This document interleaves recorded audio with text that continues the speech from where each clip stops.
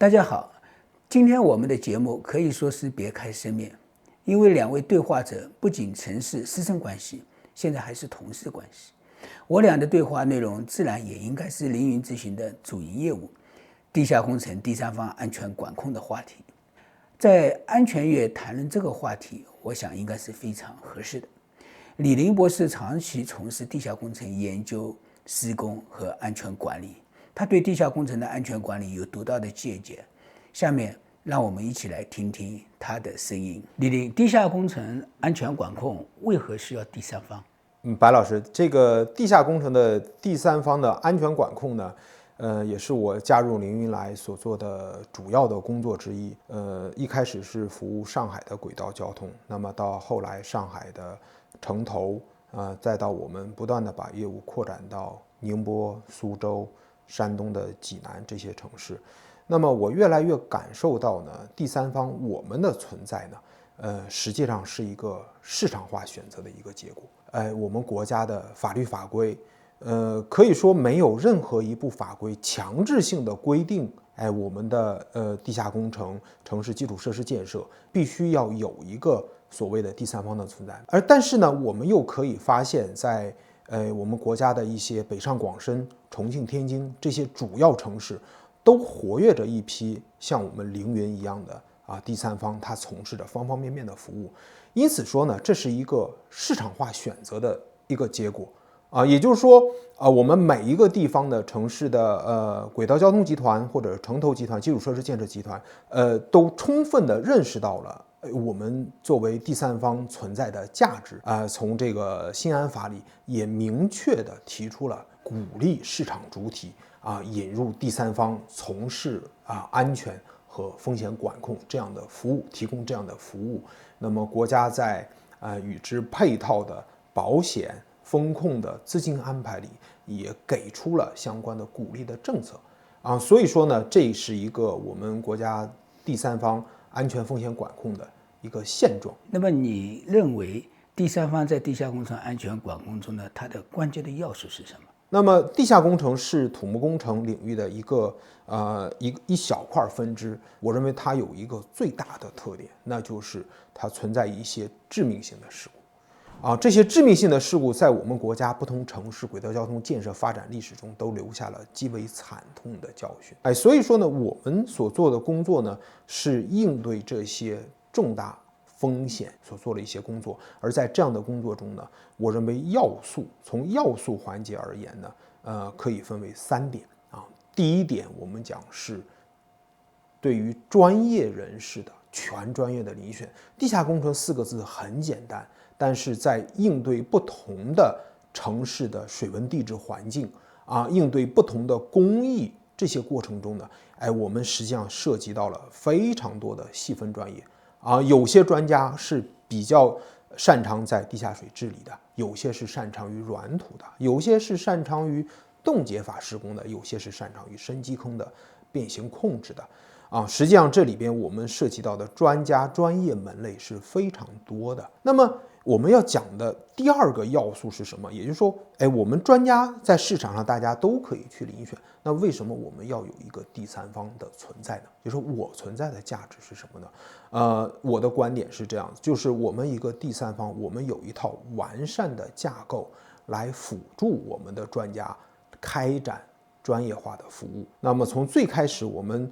到现场去，我们也是邀请针对不同的问题，我们遴选不同的专家到现场去来解决一些问题。那么在这样不断的发展过程中呢，我们就不断形成了咱们凌云自身的这样的一个体系架构。而这个体系架构是有一个金字塔的支撑的。那么位于这个金字塔最底层的是我们不断积累的一些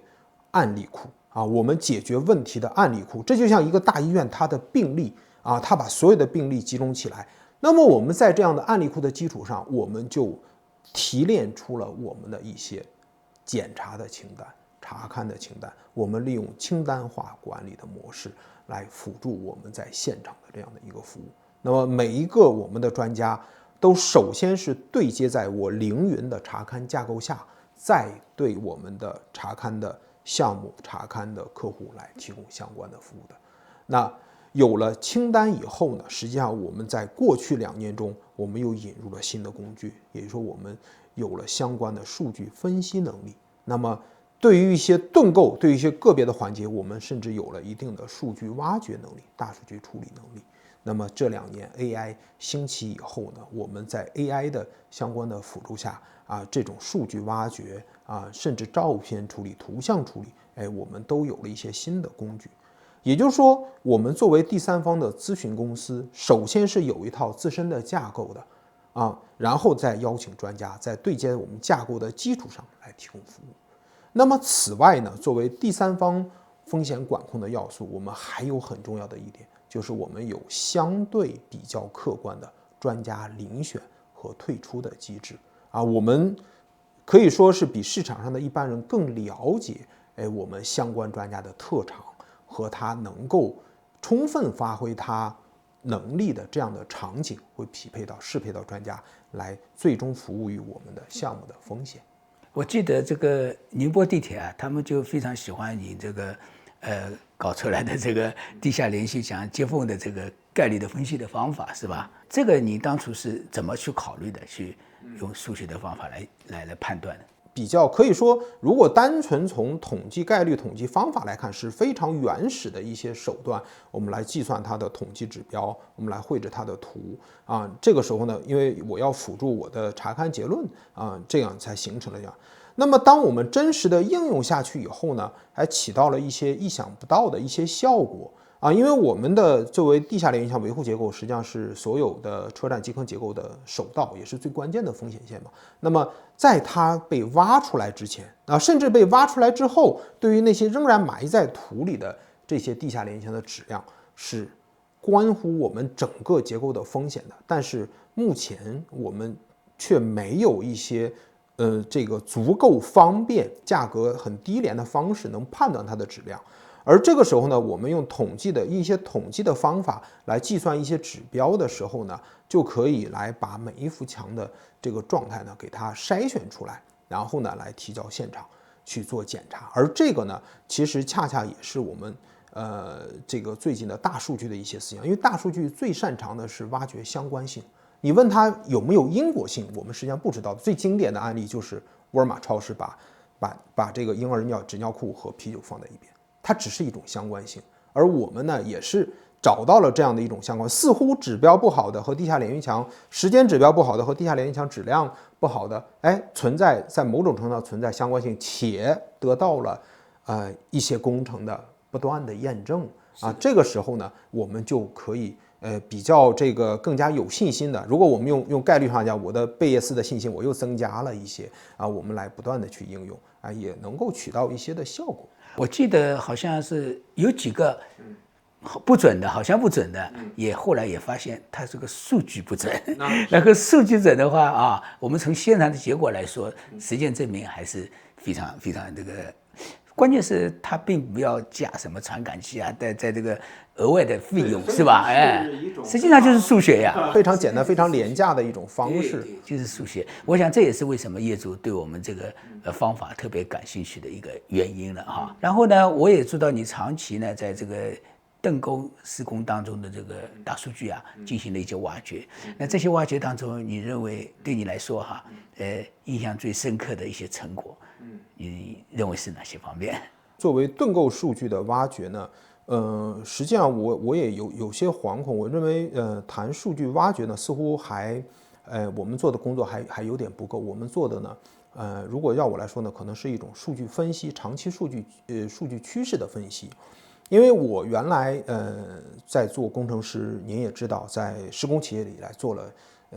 几年的工程师，也的确在盾构一线来看过。那么我也是在我们的盾构监控室这个整天晚上看着跳动的数字在走。所以实际上呢，我一直在考虑我们的盾构的主要的决策人员，我们的司机也好，我们的盾构的工程师也好，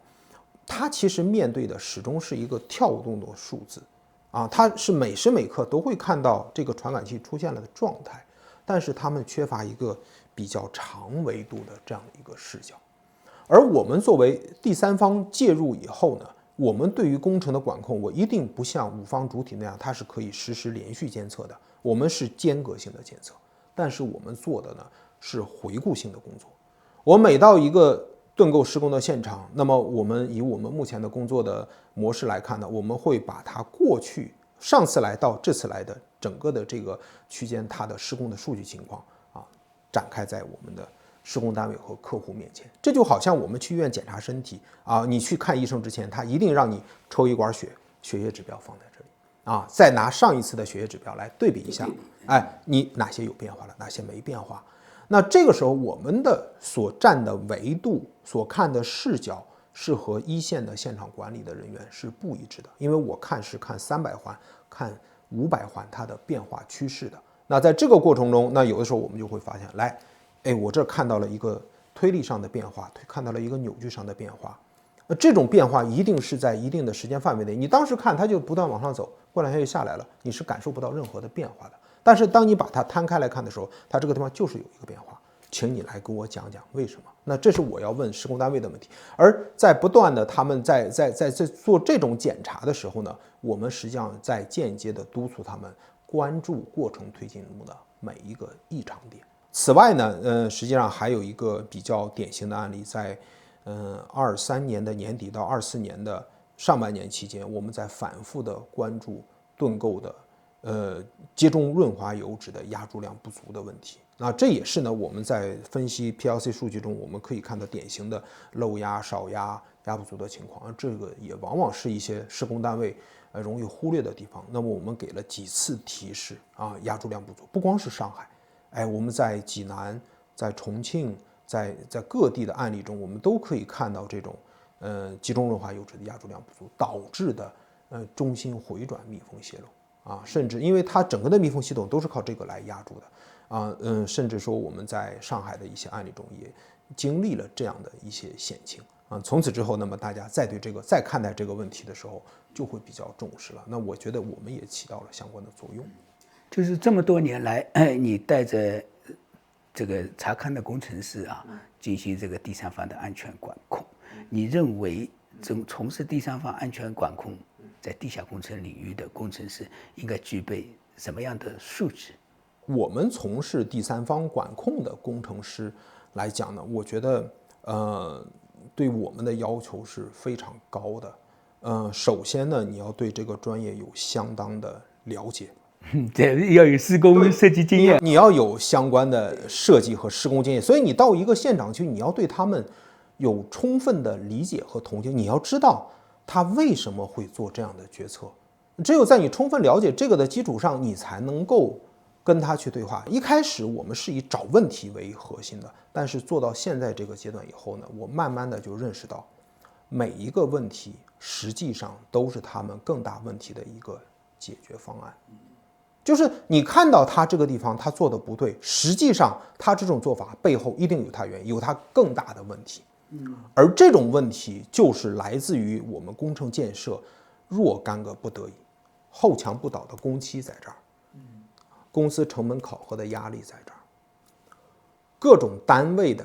施工作业班组的能力参差不齐，真的没有好的吗？也不一定。但是我们的遴选机制在这里，所以说你要到现在，我们会对我们的真正的现场的管理的项目经理、工程师是抱有足够多的、充分的理解和同情的。我们不是单摆浮歌的看到一个问题摆在这里，这个时候我慢慢能 get 到这个问题背后是它更大问题的解决方案。